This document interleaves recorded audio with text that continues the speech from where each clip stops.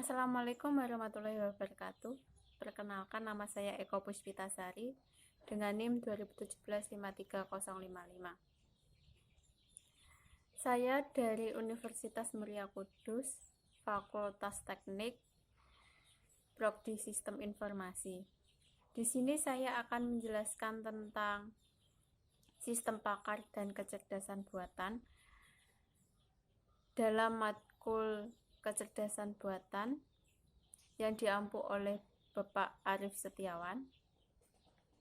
Pertama-tama saya akan menjelaskan tentang kecerdasan buatan.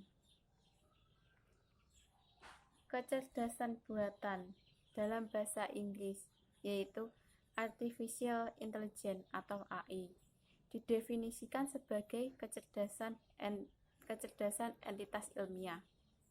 Sistem seperti ini umumnya dianggap sebagai komputer. Kecerdasan diciptakan dan dimasukkan ke dalam suatu mesin atau komputer agar dapat melakukan pekerjaan seperti yang dapat dilakukan oleh manusia pada umumnya. Kecerdasan buatan adalah kecerdasan yang ditambahkan kepada suatu sistem yang bisa diatur dalam konteks ilmiah atau bisa disebut juga inteligensi artifisial. Dalam bahasa Inggris, Artificial Intelligence atau hanya disingkat AI, didefinisikan sebagai kecerdasan entitas ilmiah. Menurut Andreas Kaplan dan Michel Henlein, mendefinisikan kecerdasan buatan sebagai kemampuan sistem untuk menafsirkan data eksternal dengan benar, untuk belajar dari data tersebut dan menggunakan pembelajaran tersebut guna mencapai tujuan dan tugas tertentu melalui adaptasi yang fleksibel. Sistem ini umumnya dianggap komputer. Kecerdasan diciptakan dan dimasukkan ke dalam suatu mesin atau komputer agar dapat melakukan pekerjaan seperti yang dilakukan oleh manusia umumnya. Beberapa macam bidang yang menggunakan kecerdasan buatan antara lain sistem pakar yang saya gunakan, permainan komputer atau games, logika fuzzy, jaringan saraf tiruan, dan robotika. Saya akan menjelaskan tentang sistem pakar. Sistem pakar merupakan cabang dari kecerdasan buatan, yaitu dengan menyimpan kepakaran dari pakar manusia ke dalam komputer dan menyimpan pengetahuan di dalam komputer sehingga memungkinkan user dapat berkonsultasi layaknya dengan manusia pada umumnya. Program konsultasi tersebut mencoba untuk menirukan proses penalaran seorang pakar dalam memecahkan masalah yang rumit. Sistem pakar ini disebut juga sebagai aplikasi atau sistem kecerdasan buatan yang banyak dikembangkan dan paling banyak digunakan oleh manusia. Di dalam kecerdasan buatan terdapat dua bagian utama yang dibutuhkan, yaitu knowledge base dan inference engine. Lingkup utama dalam kecerdasan buatan salah satunya adalah sistem pakar. Di dalam sistem pakar itu sendiri terdapat tiga bagian utama, yaitu knowledge base dan working memory yang diolah dalam inference engine sehingga menghasilkan suatu pemecahan atas suatu masalah tersebut. Sistem pakar dalam bahasa Inggris yaitu expert system. Expert system atau sistem pakar adalah sistem informasi yang berisi tentang pengetahuan seorang pakar sehingga dapat digunakan untuk berkonsultasi. Pengetahuan seorang pakar yang dimiliki oleh sistem pakar ini digunakan sebagai dasar untuk menjawab pertanyaan seseorang yang sedang berkonsultasi. Kepakaran dalam bahasa Inggris yaitu expertise adalah pengetahuan yang ekstensif dan spesifik yang diperoleh melalui rangkaian pelatihan dan membaca atau menerima informasi dan pengalaman. Sistem pakar bisa mengambil keputusan secara lebih tepat dan lebih cepat daripada sistem non-pakar dalam memecahkan problem-problem yang bersifat kompleks.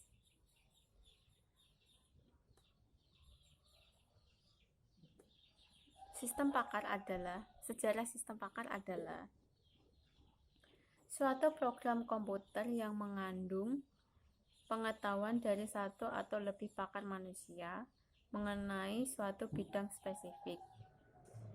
Jenis program ini pertama kali dikembangkan oleh periset kecerdasan buatan pada dasawarsa 1960-an sampai dengan 1970-an dan diterapkan secara komersial selama 1980-an. Sistem ini memanfaatkan kapabilitas penalaran untuk mencapai suatu simpulan. Saya akan menjelaskan program yang saya gunakan, yaitu dengan judul Sistem Pakar Diagnosa Penyakit Paru Obstruktif atau obstruktif kronis atau yang disingkat dengan PPOK.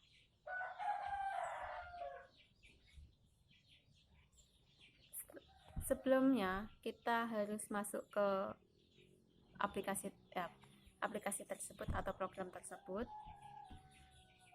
Sebelum itu kita harus login terlebih dahulu. Sebelum login kita daftar. Kita ketik username kita, yaitu saya kasih nama Sari, terus password 123456, nama lengkap Eko Puspitasari, terus alamat Pati, nomor telepon terserah, kita kasih 12345 biar gampang. Terus kita daftar, kita klik daftar. Setelah pendaftaran berhasil, kita login, kita isi username kita dengan seperti yang kita daftar tadi, yaitu Sari, password 123546, terus kita klik masuk. Setelah login berhasil, akan menuju halaman utama yang berisi tentang home, info, dan berkonsultasi. Kalau di home itu ada penjelasan tentang sistem pakar itu apa. Terus kalau di info itu jenis penyakit paru obstruktif, jenis-jenis penyakit paru obstruktif atau penyakit paru yang antara lain bronkitis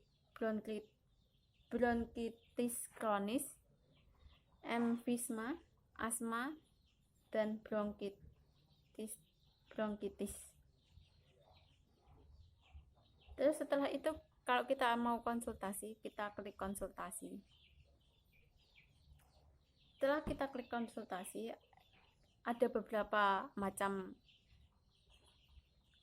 tindakan, kayak pertanyaan gitu. Pertanyaan pertama, apakah Anda mengalami batuk secara terus-menerus? Kita klik yakin kalau kita yakin. Terus, apakah Anda mengalami sesak nafas? Yakin. Apakah Anda merasa bernafas pendek berlangsung lama? Kurang yakin. Terus, apakah Anda merasakan menggigil? Yakin. Terus, apakah Anda merasa dada Anda sesak? Sangat yakin. Apakah Anda merasa mudah lelah?